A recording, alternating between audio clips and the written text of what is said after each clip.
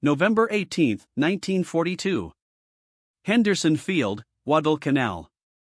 The morning humidity draped over everything as 16 Lockheed P-38 Lightning fighters of the 339th Fighter Squadron landed on the steel-plated runway of Henderson Field. Japanese scouts concealed in the jungle perimeter transmitted their observations back to Rabble, barely hiding their amusement. These were not the sleek interceptors they had anticipated from America, nor the agile dogfighters capable of contesting zero dominance, but bulky twin-engine aircraft with unmistakable twin booms that seemed to challenge the very principles of aerial combat they had mastered. Everything about them looked wrong to eyes accustomed to the elegant simplicity of the Mitsubishi S6M0. Too heavy, overly intricate, excessively American in their over-engineering. The Zero had been perfected through subtraction, every unnecessary ounce eliminated, every component streamlined, achieving supreme maneuverability through minimalism of design. Yet here, the Americans had pursued the opposite approach: more engines, added mass, increased complexity. At Rabble, the Japanese Navy's 11th Air Fleet headquarters, these reports were received with satisfaction. The analysis seemed to confirm what they had believed since Pearl Harbor: Americans depended on material surplus because they lacked the warrior ethos that made Japanese pilots nearly invincible. What none of them realized was that this moment would ignite the most profound shift in Japanese naval aviation doctrine, a systematic dismantling of every assumption about American capabilities through a single extraordinary mission that would take place in just 5 months. The rules of air supremacy were about to be rewritten, not in conventional dogfights,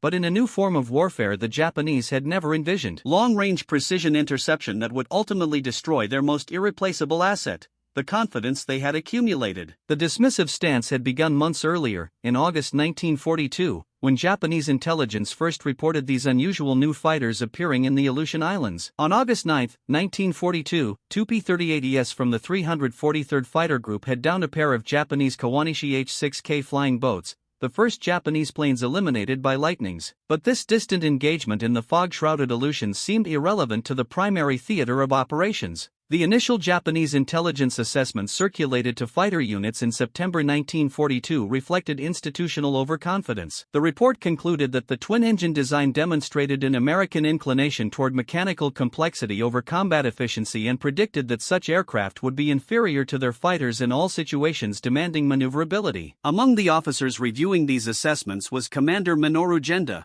the tactical mastermind behind the Pearl Harbor attack. His evaluation, recorded in official Navy files, stated, "The Americans, having failed to match our Zero with conventional fighters, now resort to unconventional designs. Each additional component represents another potential point of failure." The Zero had emerged from the warrior philosophy of maximum effect from minimum material. These American planes embodied the opposite ethos. The initial encounters seemed to bolster Japanese confidence. When P-38s began operating from Guadalcanal in November 1942, Japanese pilots reported that the American fighters appeared hesitant to engage in traditional dogfights. This was interpreted as fear rather than deliberate tactics. The first warning signs. November 18, 1942 marked the first aerial confrontation between P-38s and Japanese fighters over Guadalcanal. Pilots of the 339th Fighter Squadron escorting Boeing B-17 bombers claimed 3 enemy aircraft destroyed. While modest, the skirmish revealed something new. The P-38s avoided turning engagements, instead making high-speed passes from altitude. But it was December 27, 1942 that delivered the first significant shock. 12 P-38s from the 39th Fighter Squadron encountered a Japanese formation over Dodora, New Guinea. The clash was brief but decisive. The P-38s, retaining altitude superiority and refusing to enter maneuver combat, destroyed multiple Japanese planes while sustaining minimal losses. The Japanese Navy's 4th Air Group War Diary, captured after the war, recorded mounting concern. December 1942, the twin-engine fighters appear over our bases at altitudes we struggle to attain. When our fighters climb to intercept, they dive through our formations at extraordinary speed, fire, and ascend before we can respond effectively. The most alarming aspect for Japanese pilots was the P-38's apparent immunity to conventional tactics. The Zero's legendary agility, which had dominated every adversary since China, seemed irrelevant against an enemy that refused to turn. The intelligence failure persisted. The Japanese evaluation of the P-38, revised in January 1943, still reflected dangerous underestimation. The report circulated to all fighter units stated, "The Lockheed twin-engine fighter represents American industrial philosophy rather than combat efficiency. Maximum speed estimated at 350 miles per hour. Service ceiling roughly 30,000 feet, range 500 to 600 miles. Armament, nose-mounted machine guns." Tactical assessment. This aircraft's weight and complexity render it vulnerable to our fighters in conventional combat. Pilots should force close-range engagements where our superiority is certain. Reality proved starkly different. P-38G models entering the Pacific could reach 400 miles per hour in level flight, ascend to 40,000 feet, and, with drop tanks, strike targets over 1,000 miles away. The concentrated firepower of .50 caliber machine guns and 20 mm cannon in the nose delivered devastating precision. By January 1943, American pilots had developed tactics specifically to exploit the P-38's strengths. Major John Mitchell, who would later lead the Yamamoto mission, was refining these tactics with the 339th Fighter Squadron. The core principle was simple: never surrender the energy advantage to engage in maneuver combat with Japanese fighters. The Bismarck Sea Revelation, March 2 to 4, 1943. The Battle of the Bismarck Sea provided evidence that should have shattered Japanese complacency. P-38s flew top cover as American and Australian bombers annihilated a Japanese convoy attempting to reinforce Rabaul. 8 transports and 4 destroyers were sunk. The P-38s claimed numerous aerial victories while effectively protecting the bombers. Japanese survivor accounts recorded post-war described the P-38's holding station at altitudes the Zero escort struggled to reach. When Japanese fighters finally climbed to engagement height, they faced an energy disadvantage that proved fatal. Yet even this catastrophe was rationalized in Japanese reports, which attributed it to numerical inferiority and surprise, rather than acknowledging American technological and tactical superiority. This institutional denial persisted until it was too late. The fatal miscalculation, April 1, 1943. Operation Igo, Admiral Yamamoto's massive aerial counteroffensive, was launched from Rabaul. The campaign was intended to crush American air power in the Solomons and demonstrate continued Japanese superiority. Yamamoto himself had come forward to direct operations personally. The results of Operation Igo were catastrophically misreported to Japanese high command. Pilots claimed fantastic victories. Dozens of American aircraft destroyed, multiple ships sunk. The actual American losses were minimal, while Japanese aircraft losses, many to P-38s, were substantial. It was in this atmosphere of false confidence that Yamamoto made his fatal decision to conduct an inspection tour of forward bases, a decision that would place him within range of American P-38s. Operating from Guadalcanal. The intercepted message. April 13, 1943. American radio intercept stations copied a Japanese naval message in the JN-25D cipher. After hours of work, crypt analysts at Pearl Harbor decoded a detailed itinerary for Admiral Yamamoto's inspection tour. The message specified that on April 18, the commander-in-chief would depart Rabaul at 0600 via medium bomber escorted by 6 fighters with precise arrival times at various bases. The intelligence was immediately forwarded to Admiral Chester Nimitz, who made the decision to attempt an interception.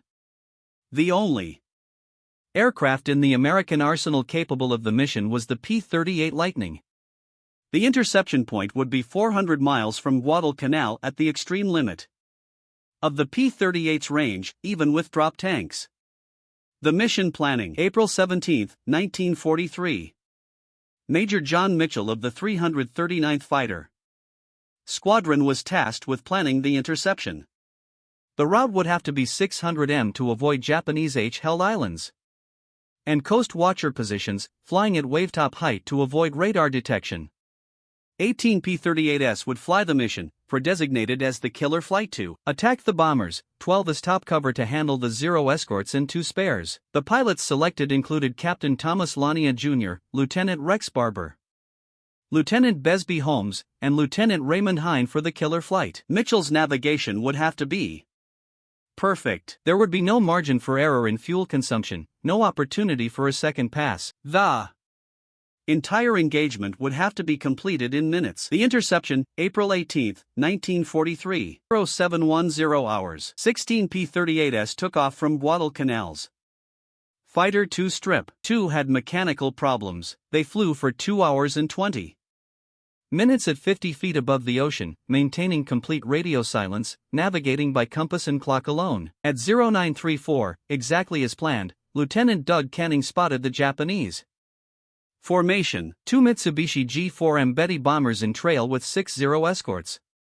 weaving above them. Mitchell's navigation had been perfect. Captain Lanner and Lieutenant Barbara dropped their belly tanks and climbed to attack. What happened next remains one of the most analyzed moments in aviation history. Both pilots would claim to have shot down Yamamoto's bomber, but post-war analysis of Japanese records and crash site evidence indicates Barbara's guns found their mark. The lead bomber's right engine exploded, the wings separated. The aircraft carrying Admiral Yamamoto plunged into the jungle canopy of Bougainville. The second bomber carrying Vice Admiral Mto Ogaki was also shot down but crashed in the water. UGI survived. Only one P-38 was lost. Lieutenant Raymond Hine, last seen with a 0 on his tail, heading out to sea. The shattering impact. April 18, 1943. 1,400 hours. Rabble. When the surviving Zeros returned and reported the ambush, Japanese naval headquarters initially refused to believe Yamamoto could be dead. A search party found the wreckage the next day. Yamamoto's body thrown clear of the aircraft had been killed instantly by 250 caliber bullets. The psychological impact on the Japanese Navy was devastating. Yamamoto was not just a commander, but a symbol of Japanese naval superiority, that he could be hunted and killed at a precise time and place chosen by the Americans, demonstrated a level of intelligence gathering and operational capability the Japanese had not imagined possible. Captain Watanabe, who led the recovery party, reported, the Admiral was found still gripping his ceremonial sword. He maintained dignity even in death.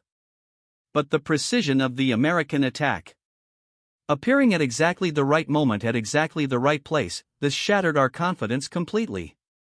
The intelligence revolution. The successful interception of Yamamoto forced a complete re-evaluation of the P-38 within Japanese naval aviation. A new assessment issued May 1, 1943, marked most urgent all units, revealed the scale of previous miscalculations. Previous assessments of the Lockheed Type L fighter are hereby rescinded based on combat analysis and the events of April 18. Actual capabilities are assessed as maximum speed exceeds 400 mph, service ceiling exceeds 40,000 feet, combat range exceeds 1,000 miles with auxiliary tanks, armament concentrated, firepower vastly exceeding initial estimates, climb rate superior to all Japanese fighters above 15,000 feet. Critical warning. This aircraft represents capabilities beyond previous experience. Avoid combat unless possessing clear tactical advantage. The tactical revolution May 1943 brought fundamental changes to Japanese fighter tactics, all driven by the P-38 threat. The Imperial Japanese Navy issued new combat directives that reversed years of doctrine when engaging twin-engine American fighters. Do not attempt to match their climb above 20,000 feet. Do not follow them in high-speed dives.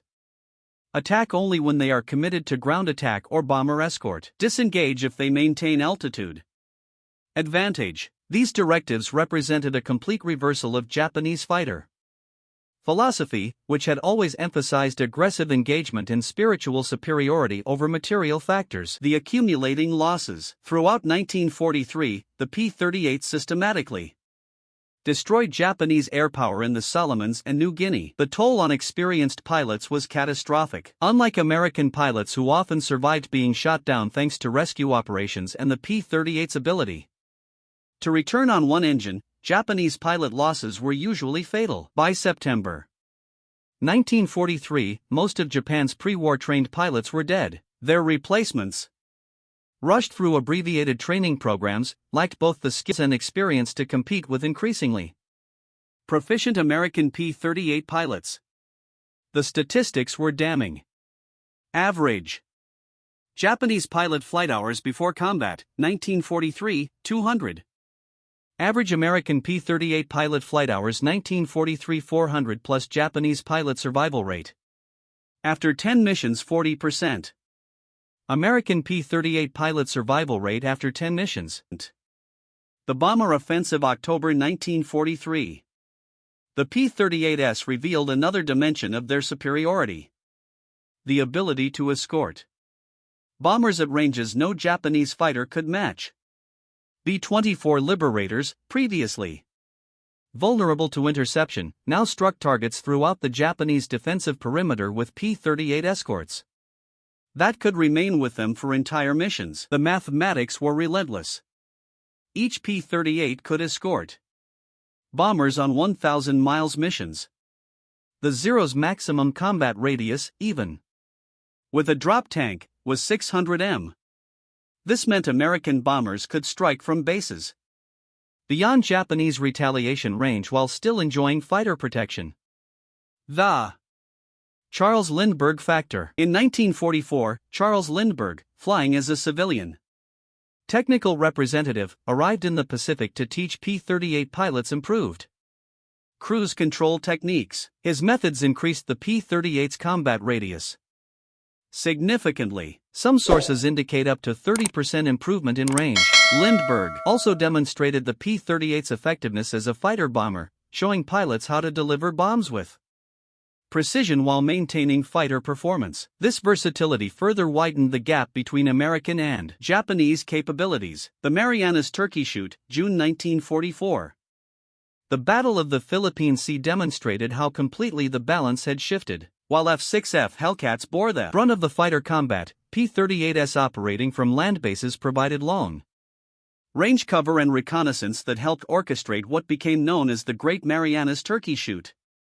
Japanese naval aviation, which had once been the world's elite, was slaughtered. The few surviving Japanese pilots reported that American fighters, including P-38s, seemed to be everywhere at once, always with altitude advantage, always with superior numbers. The AC race. Throughout 1944, American P-38 pilots in the Pacific competed in what they called the ACE race. The statistics tell the story. Major Richard Bong, 40 victories, all in P-38s. Major Thomas McGuire, 38 victories, all in P-38s. Colonel Charles MacDonald, 27 victories.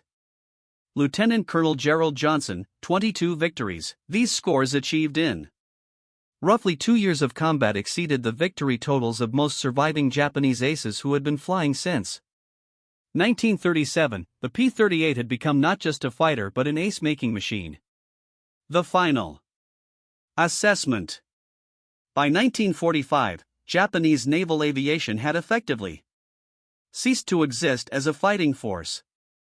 The P-38, along with other American fighters, had systematically destroyed not just aircraft but the entire institutional knowledge of Japanese naval aviation. A post-war Japanese technical evaluation revealed how completely they had misjudged American engineering philosophy. The P-38 represented design concepts we failed to comprehend. Redundancy over simplicity. Twin engines providing survival capability. Energy tactics over maneuver tactics. Firepower concentration over dispersion. Multi-role capability over specialization. Pilot protection over weight savings. Every feature we dismissed as excessive proved decisive in actual combat. The numbers that tell the story. The final statistics of the P-38 in the Pacific Theater. Japanese aircraft destroyed by P-38s. Total confirmed over 1,800 Japanese aircraft, including Admiral Yamamoto's G4M on April 18, 1943. P-38 production total produced 1037 aircraft. Peak production over 400 per month in 1944. Mission statistics. Total P-38 sorties in Pacific over 65,000. Types: fighter sweep, bomber escort, ground attack, reconnaissance. Average mission range 600 plus miles. The Yamamoto mission impact according to post-war Japanese assessments. Morale impact devastating and irreversible. Strategic effect: loss of Japan's most capable naval strategist. Psychological impact demonstrated no Japanese leader was beyond American reach. The industrial reality. The production comparison revealed the futility of Japanese resistance. While Japan struggled to produce 300 to 400 fighters monthly of all types combined, Lockheed alone was producing over 400 P-38s per month at peak production. Additionally, America was simultaneously mass-producing P-51 Mustangs, P-47 Thunderbolts, F-6F Hellcats, and F-4U Corsairs. More critically, each American aircraft was produced using assembly line techniques that ensured consistent quality and incorporated continuous improvements based on combat experience. Japanese aircraft increasingly built by conscripted labor using inferior materials suffered from declining quality as the war progressed. The pilot training catastrophe. The most decisive factor was pilot training. American P-38 training program 1944. Initial flight training 200 plus hours. Advanced training 100 plus hours. P-38. Specific training 50 plus hours. Total before combat 400 plus hours. Japanese pilot training 1944. Total flight time before combat 100 to 150 hours, often less than 20 hours on type. No fuel for extensive training. Instructors pulled for combat duty. The result was predictable. American P-38 pilots arrived in combat with extensive training and joined squadrons with experienced veterans who passed on combat wisdom. Japanese pilots arrived barely able to fly formation and were often killed on their first missions. The strategic impact. The P-38's long range fundamentally altered Pacific strategy. Japanese planning documents from 1944 reveal how the P-38's reach constrained their operations. All fleet movements must account for P-38 reconnaissance and strike capability. Daylight operations within their range invite destruction. This restricts our operational flexibility to an intolerable degree. The Japanese Navy's inability to operate freely in daylight within P-38 range, which by 1944 meant most of the Western Pacific, fundamentally altered the war's dynamics. The technology gap. By late 1944, the P-38J&L models had addressed every deficiency identified in combat. Improved engines, hydraulically boosted ailerons, better cockpit heating, and dive brakes made the Lightning superior in every performance regime. Meanwhile, Japan struggled to maintain production of the obsolescent Zero with no resources to develop or produce more advanced designs in meaningful numbers. Late-war Japanese fighters like the N-1K2J George and Kai-84 Frank were excellent designs but arrived too late and in too few numbers to matter. The testimony of survivors. Post-war interrogations of surviving Japanese pilots revealed the complete transformation in their perception of the P-38.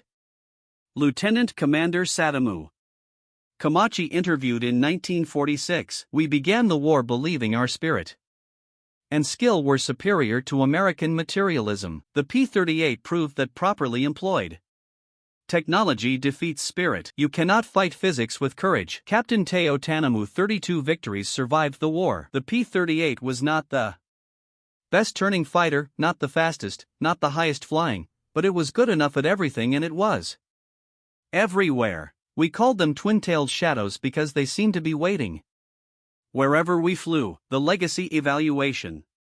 In 1962, at a joint U.S.-Japanese aviation history symposium, veterans from both sides discussed the P-38's impact. Former Captain Minoru Gender, by then a member of Japan's parliament, admitted, the P-38 was the first clear signal that we had fundamentally misunderstood modern war. When it killed Admiral Yamamoto, it killed more than a man. It killed our entire concept of warfare. We thought wars were won by superior warriors. The Americans prove wars are won by superior systems. Former Major John Mitchell, who led the Yamamoto mission, responded, "We couldn't build a fighter that could outturn a Zero, so we built one that didn't need to. That's the American way. If you can't win their game, change the game entirely." The final testament. At a 1985 reunion of Pacific Theater veterans in Hawaii, surviving Japanese naval aviator Kenji Yanaga, who had flown escort for Admiral Yamamoto, delivered these remarks. "We dismissed your P-38 in 1942 because we measured it by our standards. We valued elegance, you valued effectiveness. We sought perfection in one dimension. You sought adequacy in all dimensions. We built the ultimate sword. You built a gun that made swords irrelevant." The killing of Admiral Yamamoto was not just a successful mission, it was a demonstration. The message was that America could reach anywhere, strike anyone with an aircraft we had dismissed as impossible. But the greatest lesson was this: the P-38 taught us that modern war is not About individual excellence, but about systems, not about warrior spirit, but about industrial capacity, not about elegant solutions, but about practical ones. We laughed at the P-38 in 1942. By April 18, 1943, it had killed our greatest admiral. By 1944, it owned our skies.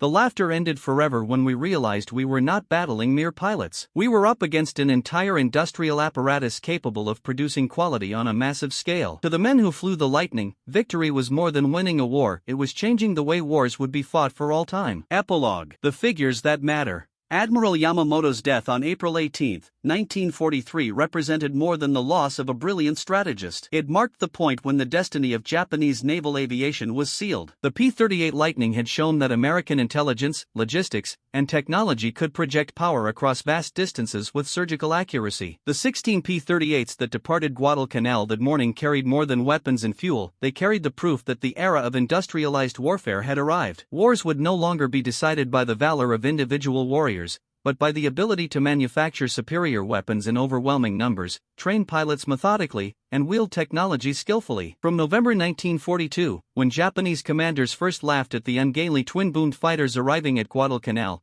to April 1943, when those same aircraft eliminated their most vital leader, and finally to 1945, when P-38s patrolled freely over the Japanese home islands, the transformation was complete. The Japanese had ridiculed complexity only to discover it was sophistication. They had mocked excess, only to learn it was abundance. They had dismissed the P-38 as too American, too large, too intricate, too mechanical, only to realize that these very traits made it perfectly suited for the type of war America intended to fight. The laughter had lasted 5 months. The consequences would endure forever. The P-38 Lightning didn't just shoot down Admiral Yamamoto on April 18, 1943, it demolished an entire philosophy of warfare, proving that in modern combat, the assembly line surpasses the samurai sword, the slide rule outmatches warrior instinct, and industrial calculation overwhelms individual bravery. They laughed at the P-38 Lightning until it struck Yamamoto from the sky. After that, the only sound was the hum of twin Allison engines, carrying American power wherever it chose to go and whenever it chose to strike. The Lightning had hit, and the age of the samurai was over. The American century had begun. The 16 P-38s that eliminated Yamamoto flew 435 miles from Guadalcanal, guided by compass and clock, intercepted their target within a minute of the planned time, completed their strike in less than 10 minutes of combat, and returned with only one aircraft lost. This was not luck. This was not coincidence. This was American strategy, training, and technology functioning precisely as intended. The Japanese commanders who had scoffed at the P-38 in November 1942 learned the most important lesson of modern warfare: never mistake difference for inferiority, never confuse complexity for weakness, and never ridicule the future when it arrives on twin engines, armed with American firepower and directed by American purpose. The P-38 Lightning had the final laugh, and its echo resonated across the Pacific until the rising sun finally set on August 15, 1945.